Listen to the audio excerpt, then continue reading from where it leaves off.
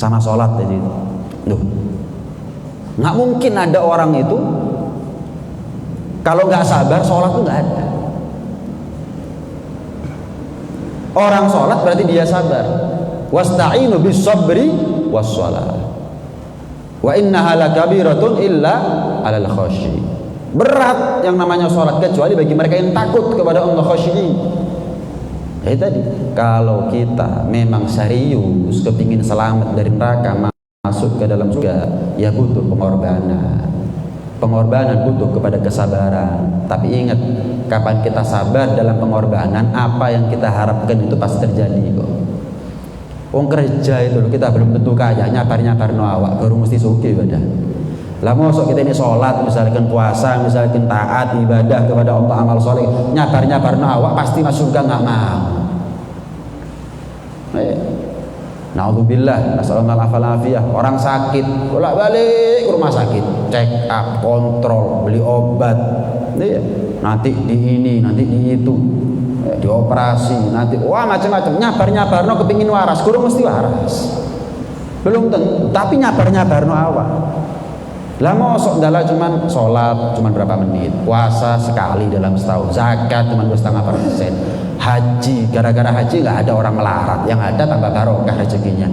Nyabar-nyabar no, nguat-nguat no misalnya, tapi janjinya pasti masuk surga. Lah mosok gak gelem untuk sesuatu yang nggak tentu mau, untuk sesuatu yang pasti nggak mau. Kok aneh nih, seperti yang pernah saya bahas.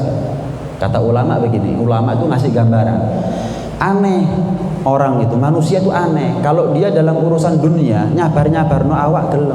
Kamu kenapa sih ibadah itu, kamu kenapa sih dalam urusan dunia itu kok telaten, workaholic, apa kerja keras, awan jadi bengi jadi awan, kepala jadi kaki, kaki jadi kepala, siang jadi malam, malam jadi siang, banting tulang persik lapo. Saya berharap nanti 20 tahun terakhir saya ingin menikmati hasilnya. Waduh.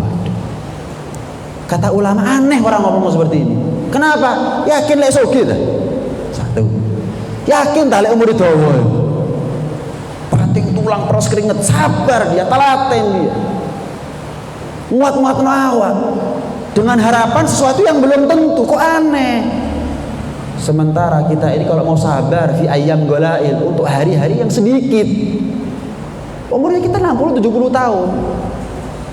Kalau kita mau sabar sedikit saja, taat sebentar, untuk keabadian nanti di surga itu pasti. Kok nggak gelem? Duh, kok aneh? Manusia ini kata para ulama. Nah itu yang nggak ada jalan buat kita kecuali sabar dalam ketaatan. Naam. Itu dikatakan oleh ulama apa? Al ibadah awwaluha murrun wa akhiruha hulwun. Ibadah itu awalnya pahit tapi akhirnya manis. Beda sama maksiat, awalnya manis tapi akhirnya pahit. Sama seperti orang naik gunung, awalnya capek tapi kalau sudah sampai di puncak dia mendapatkan sesuatu yang dia kepuasan yang nggak bisa dibeli.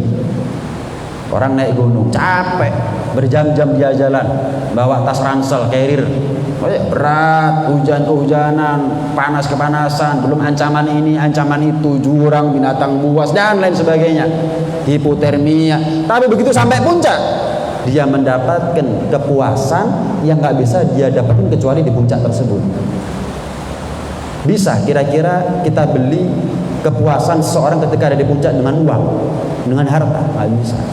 Sama kenikmatan surga, kalau kita nggak mau sabar, nggak bakal terbeli surga tadi. Sama seperti kepuasan seorang menikmati pemandangan ada di puncak, nggak bisa dibeli. Ya harus melakukan apa yang mereka lakukan. Kalau mereka bisa sampai puncak, sabar, telaten, setahap demi setahap, selangkah demi selangkah. Waktunya istirahat, waktunya jalan-jalan, waktunya makan, waktu istirahat. Wah, sampai. Kalau kita ingin sampai di mana mereka sampai, harus begitu jalannya. Sama surga nggak mungkin kita beli dengan uang.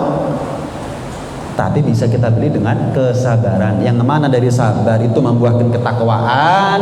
Wa uzlifatil jannatu lil muttaqina ghairu ba'id. Yang mana surga hanya khusus diperuntukkan oleh Allah mereka yang bertakwa. Wong lek gak selem sabar, gak mau sabar, ya gak bakal jadi orang bertakwa. Orang kalau sudah gak punya ketakwaan berarti tempatnya dia bukan di surga. Gitu.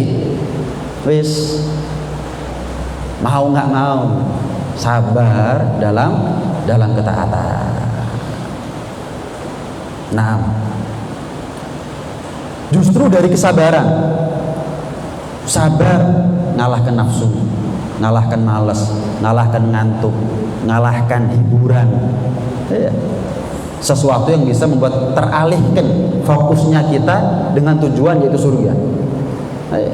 Sabar ngalahkan nafsu, sabar ngalahkan setan. Kapan kita berhasil ngalahkan nafsu dan setan? Seperti kita duduk sekarang ini. Kalau kita kalah sama nafsu, nggak mungkin kita ada di tempat ini. Kalau kita kalah sama setan, nggak mungkin kita ada di tempat ini. Kita kalah sama TV, ya nggak di sini tempatnya kita. Kita nuruti apa maunya setan, ya kita nggak mungkin ada di tempat ini. Kapan kita berhasil taat seperti sekarang ini, maka nilai kita lebih afdol daripada taatnya malaikat. Kenapa? Karena malaikat nggak ada kesabaran. Terus taat tapi nggak pakai sabar. Kenapa? Nggak ada. Setan punya nafsu. Karena setan malaikat punya nafsu. Karena malaikat nggak ada nafsu, ya nggak mungkin digoda sama setan. Setan itu menggoda makhluk yang punya nafsu. Yang ada resiko neraka, ya hanya manusia yang punya nafsu, yang dari nafsu itu bisa diperalat oleh setan untuk menjerumuskan manusia menjadi kawan mereka ada di neraka. Innama yad'u hizbahu liyakunu min ashabis sa'ir. Inna syaitana lakum aduwwun fattakhidhuhu aduwwa innama yad'u hizbahu liyakunu min ashabis sa'ir. Setan itu kata Allah musuh. Perlakukan setan sebagai musuh. Ojo rangkulan, ojo mesra, ojo mesam-mesam sampai setan. Perlakukan sebagai musuh. Kenapa? Hati-hati loh, setan itu ngajak kamu untuk masuk neraka. Lama orang seperti ini yang akan mencelakakan kita, makhluk seperti enggak kita anggap sebagai musuh, anggap sebagai musuh. Nah, karena hanya manusia yang punya nafsu, yang kalau kalah manusia dengan nafsunya masuk neraka menjadi kawannya setan, ya cuma manusia yang menjadi sasarannya setan untuk digoda. Sementara malaikat enggak. Kenapa? Enggak punya nafsu. Dengan apa malaikat itu bisa menggoda malaikat? Setan bisa menggoda malaikat. Enggak ada alatnya. Enggak ada alatnya. Binatang punya nafsu, enggak ada resiko neraka. Kalau aku digoda, enggak mungkin binatang masuk neraka itu enggak ada ceritanya. Yang ada binatang masih bisa masuk surga. Ya enggak digoda sama setan walaupun punya nafsu, cuma manusia. Nah, kita berhasil ngalahkan setan. Saya kasih gambaran. Nafsu itu berat kuda. Kita sama setan rebutan jadi jokinya. Kalau yang menang naik di atas